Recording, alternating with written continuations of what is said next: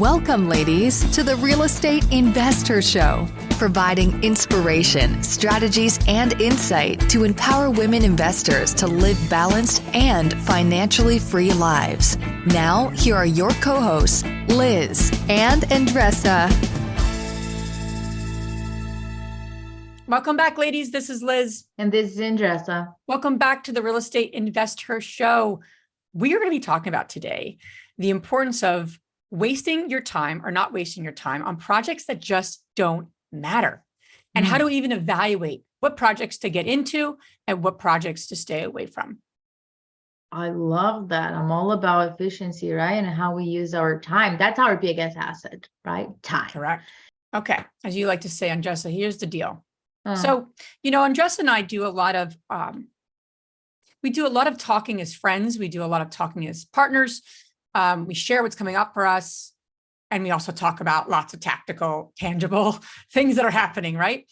All of the above. But one of the conversations I personally enjoy the most with Andresa is when we're talking about our lives and how we can support each other in the growth of not just the business, more importantly, ourselves, because it really starts with ourselves.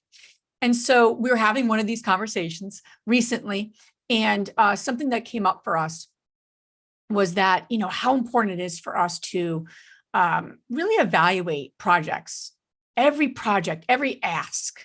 Because as you grow your business, more people ask you to get involved in different things. And sometimes those are great opportunities and sometimes they're not. And so we started talking about this and said, we really need to put something in place. We're all about tools and making things tangible. And so we said, it'd be great to get like a list of questions going and really a tool that we can create. So as new projects pop up for InvestHER or for ourselves personally, we can kind of, have a litmus test in a sense. You kind of evaluate it objectively versus like putting too much feeling into it or a hunch or really just not having that criteria. We talk a lot about deal criteria. You shouldn't just be finding any property. It's the same for projects. So that was kind of the impetus, right? I'm just a little bit about where that came from. When you say project list, so describe a couple of options, because women might be thinking, are you talking about rehab projects? Are you talking about what exactly? I think it's everything. I think any project is could be a rehab project. It could be a strategic alliance with a partner.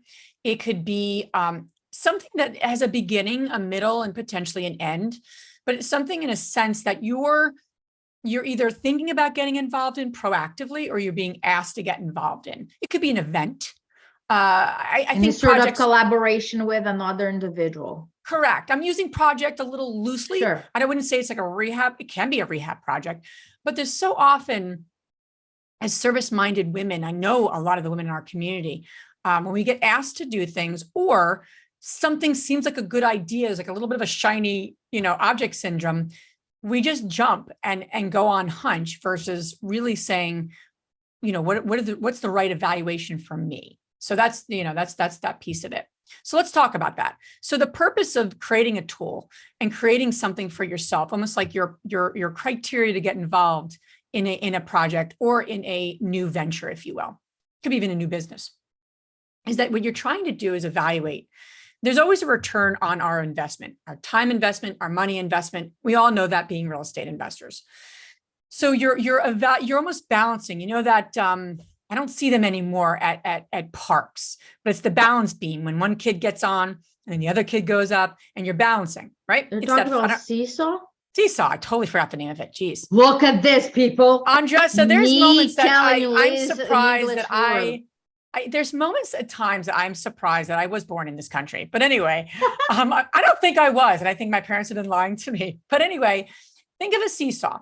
And what you're balancing in a sense, and what you're trying to evaluate is on one side of the seesaw is return on investment. And again, I think investment as time, money, talent, but it's your return on your investment.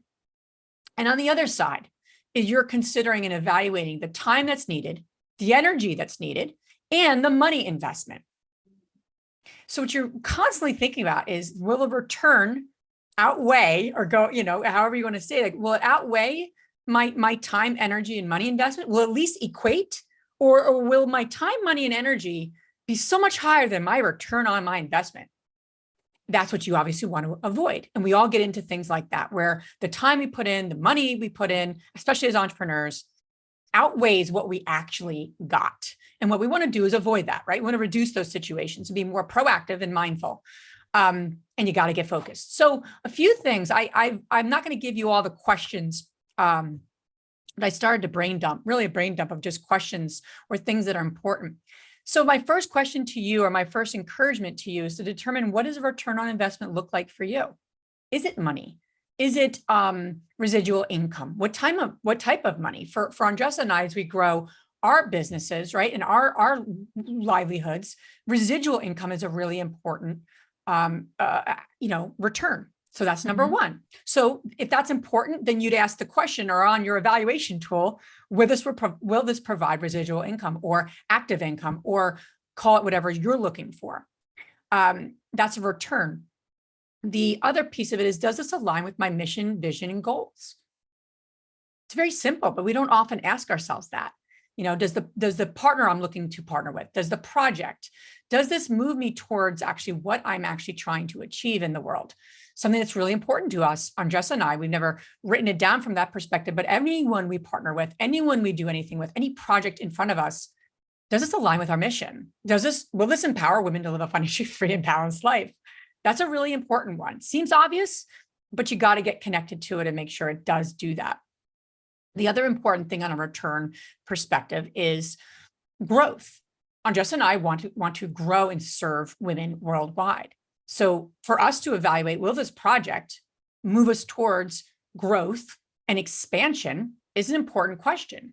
Now, on the flip side, we can be answering all of that, but we have to look at what's going to then go into getting you there, the time, money, and resources that will be needed to go there. Like any startup, people do anything that's necessary, right? Andresa, you're the one that's putting the time, money, and energy into it. And as you grow, you cannot do that any longer. It's not physically, you're not able to, right, recreate yourself. So then the question is, time. How much time will InvestHER take to be involved in this project? How much time will it take for Andresa with the role she has, with the role Liz has as co-founder? Then the biggest question I wrote too, from not just of time, but what resources, who do we need to accomplish this project versus us two? And what will that cost us? We wanted to hire someone or bring someone on. What is that going to cost us as a company? What's the investment in that, right?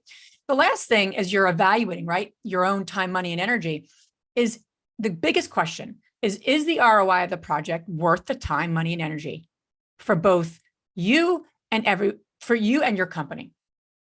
That's the $1 million question. And that's what these questions, whatever your set of criteria, will help you move you towards.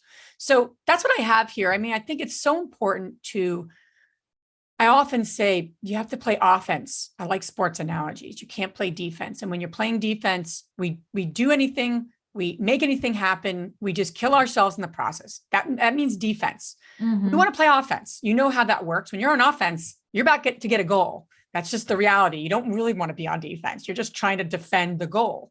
So to be on offense, you have to have your criteria.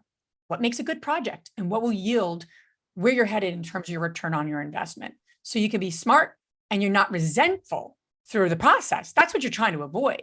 Women get things done, but we don't want to be resentful through the process and go, why did we get ourselves involved in this, right? Because you weren't maybe mindful at the beginning. So that's what I have in terms of the beginning steps of really evaluating a project so you don't waste time. Absolutely. And I want to share, I don't know if I shared this with you, Liz. Long time ago, I remember having a conversation with my mom. I was a teenager and I looked at my mom and I said, I wish I was dumber. I said to her, she's like, why are you saying that? That's intense. And I said, and many of you that might be listening to this, that's obnoxious. Thank you. Thank you for letting me know. But that's the truth, right? I wish I was dumber, and I still wish I was a little bit dumber. I do. Because my brain naturally thinks 100 miles per hour, months ahead of the time, and I cannot control that portion. That being said, many might be looking at it as a wow, that's cool. But it's also my, what is called Achilles heel. Achilles heel. Yeah, it is, because I make it work. My groups, anything that I put my finger on, you bet we succeeded. If I had to do the project for everybody in my class across the board, anything that I participated, anything like freaking little trophy, I wanted to win that trophy and I made it work. That no longer serves me. I understand I have that as a strength, but I choose to do not use it, to do not be the thinker for other people. But I also need to respect me when I have other people that are not quicker thinkers and might not see what I'm seeing. And I cannot assume that they are seeing what I'm seeing. I'm not saying that I need to dim my light, but I heard this another day that I thought was very cool. Like the people, like the rocket ship has boosters, right? And then the boosters, when you get to a certain point, they gotta detach and let go. And that's what the people that we have around us, they get to a certain level and then their season ended. And then we need to let them go. So if you can relate to what I'm saying, we're not saying that you're not capable of doing things and executing things. What we are requesting here is that you make a mindful decision about the projects that you are going to be involved on, and you really understand what is the return on your money, on your time, and your energy, because that is what really matters, instead of just saying yes because you know you're going to pull it off. We have no doubt you guys are going to pull it off one way or another, but that's not the question anymore. Yeah, absolutely. So again, as we do with all of our minisodes, please take something that you're learning. That's why these are mini, they're short, they're meant to be short so you could take action. And please tag us, get involved in our Facebook community, growing community, and tag us. This is what I did. Thank you so much. And here's where I'm staying accountable. Tag me and Andresa. We'd love to hear from you and see you actually doing something with what you're hearing. Thank you. Bye. If you enjoyed this podcast and want to receive updates on our next interviews, go to our website, therealestateinvestor.com. There, you can subscribe to our show, become part of our investor community, and get updates on upcoming episodes. If you like our show, please share it with other women who would benefit. And don't forget to leave us a rating on iTunes. We'd really appreciate it. And as always, we encourage you to take one action as a result of today's show and put it into motion so you can live both a financially free and balanced life. Thanks for spending time with us. Ciao.